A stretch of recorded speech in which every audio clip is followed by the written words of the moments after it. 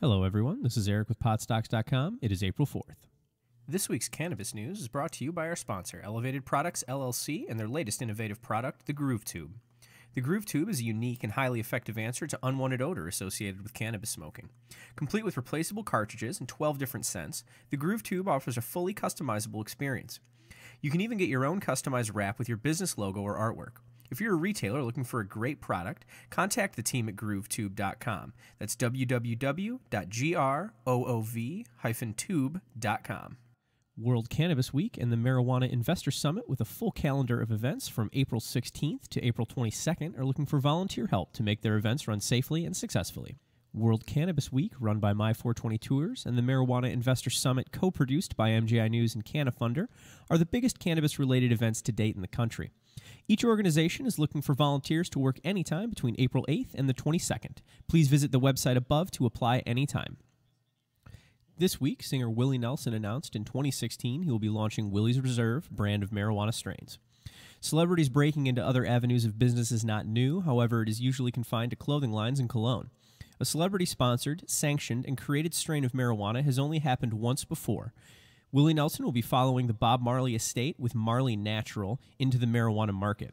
Since this is a new and untested market, the landscape will need to be laid forward, and we're looking forward to watching it grow. Keep your eye out for Willie's Reserve brands of marijuana strains coming in 2016. The state of New York already has some of the most restrictive medical marijuana regulations in the country with the Compassionate Care Act, and regulations proposed in December have put further sanctions and pressure on medical marijuana practitioners. Some notes on the regulations are as follows. Nurse practitioners will not be able to recommend marijuana. Sales will be limited to 5 varieties. Pricing will be solely at the discretion of the state's health commissioner. Delivery will require written approval from the health department. And many of these regulations put a lot of power in the hands solely of the New York State Health Commissioner, Howard Zucker. There are several more that you can check on the link on screen currently. It is not yet clear if and how these changes benefit patients, as it seems to suffocate the legal marijuana market. In a combative move this week, the Justice Department has made a public statement that a congressional restriction on medical marijuana enforcement does not apply to individual cases, like the 3 proceedings against dispensaries in the San Francisco Bay Area. In December, Congress added an amendment that ordered the Justice Department to not interfere with states that allow medical marijuana sales. On Wednesday, Patrick Rodenbush, a spokesman for the Justice Department, stated that he does not feel the amendment applies to cases against individuals or organizations. The Justice Department has initiated forfeiture proceedings against 3 medical marijuana dispensaries it considers to be in violation of federal law. The Compassionate Access Research Expansion and Respect States Act, or CARES Act, is moving forward in Congress as more lawmakers are responding to growing public support for the legalization of marijuana. Representatives Stephen Cohen and Don Young introduced the bill to the House with what Cohen said was positive reaction. Following this, Cohen on Tuesday stated that both political parties are in agreement that federal marijuana legislation needs to be reformed, with 6 Republicans and 6 Democrats supporting the bill. The CARES Act seeks to reform the way marijuana is seen at the federal level, taking it off the Schedule I drug list. Entrepreneurs, are you looking for an exciting, growing, and powerful new industry to invest in? The Marijuana Investor Summit on April 20th in Denver, Colorado is for you.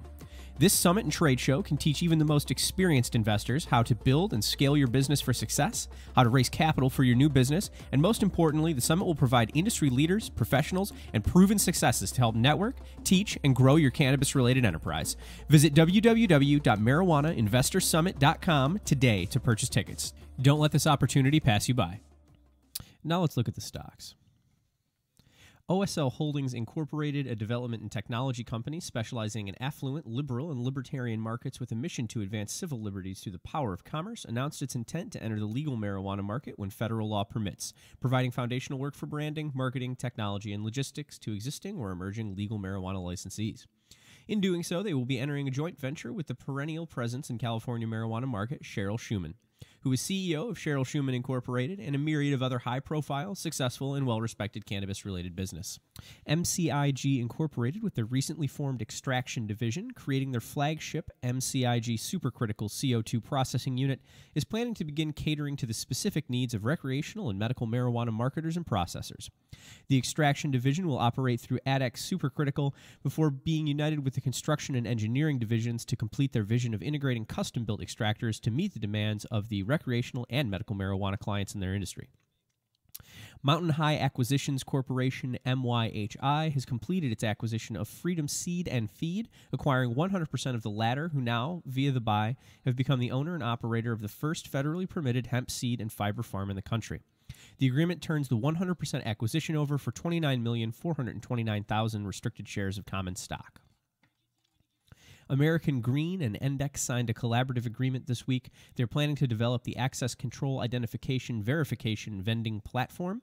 The companies currently design systems to address automated dispensing and inventory control problems. The collaboration allows the companies to share vision, business contacts, relationships, and avenues upon which to expand on their product.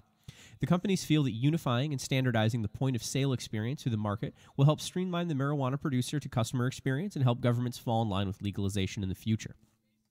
Stocks were mixed this week, with some recent pumps taking heavy losses, while some previously lesser-known stocks like MJMD saw gains of over 200%. Generally, a whole lot of 2 to 3 day swing trading throughout the sector. And congratulations to all the traders that caught IGRW and LVVV this week. Both saw some tremendous gains. Next week, look for strong movement from MYHI with a likely strike point around 15 cents where it closed on Friday. Watch for a Monday morning dip. Also look at TURV to continue trending upward. Typically, the OTC sees a lot of selling at the end of each month, but TURV has continued to defy expectations throughout March. It's got some great volatility, so don't be too eager to buy. Wait for a good dip. I would like to take this opportunity to direct everyone to the top nav bar to our forums. You can start some discussion threads or engage in existing ones. I would also like to mention again that you can go to www.marijuanainvestorsummit.com today to check out the options available there.